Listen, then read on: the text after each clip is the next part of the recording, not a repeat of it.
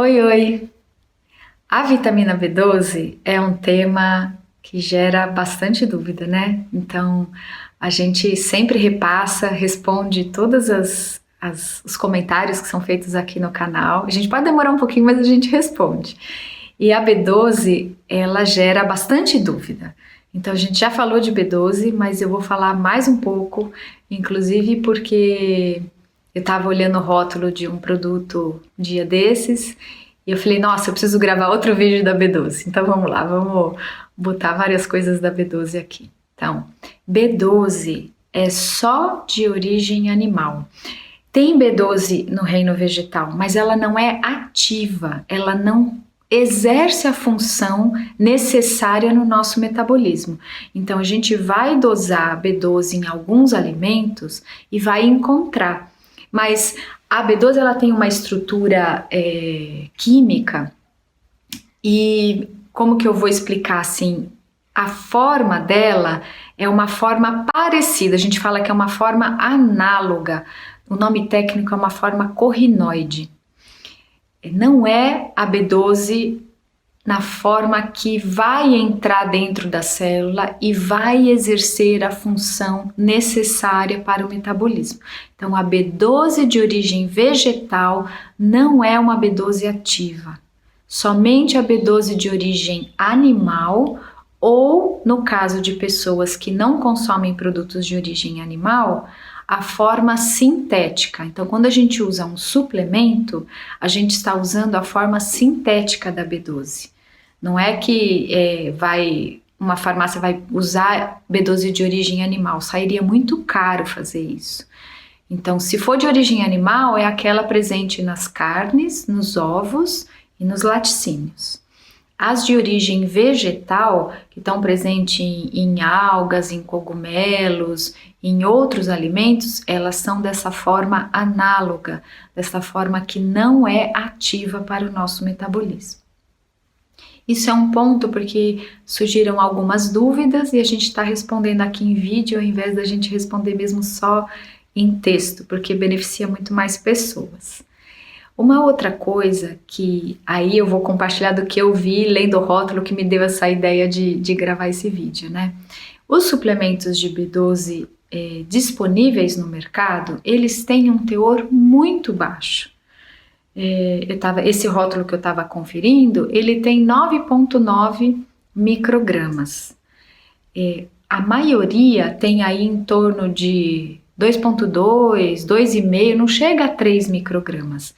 Esta dose é uma dose que pode até ir muito bem para bebezinhos, para crianças assim ainda tiquititas. Crianças maiores, eventualmente a gente precisa de uma dose maior.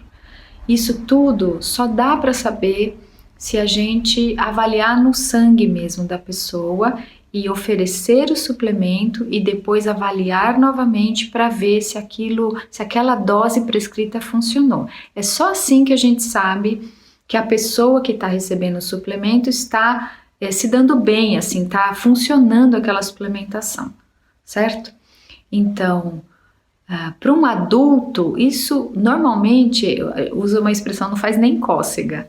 Esse valor de 2,2, de 9 microgramas, realmente normalmente não tem impacto nos níveis sanguíneos de um adulto.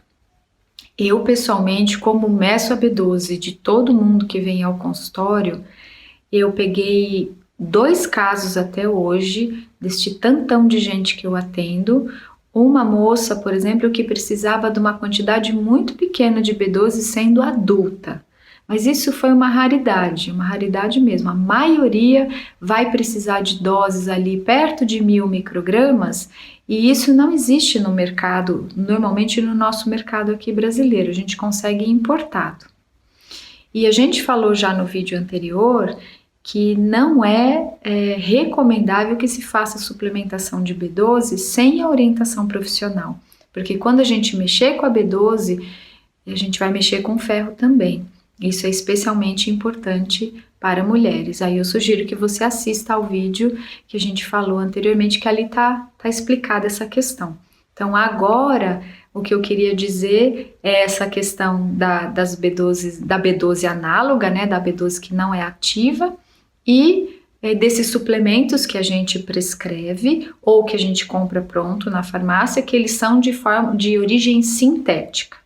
E esses, então, prescritos, esses de farmácia, eles têm um teor baixo, porque a legislação tem uma regra aí que se colocar 1000 microgramas, ele deixa de ser um suplemento, ele passa a ser uma outra categoria, dá mais trabalho para registrar, por isso que a grande maioria dos suplementos que tem aí de B12 ou dos polivitamínicos, quando você tiver curiosidade, passa numa farmácia e começa a olhar os rótulos dos polivitamínicos aí, tudo vai ter perto de 2, 3 microgramas, porque se passar disso, a legislação considera como não mais um suplemento e que pode ser vendido sem prescrição médica, tá? Ou prescrição de nutricionista, sem prescrição profissional, tá certo?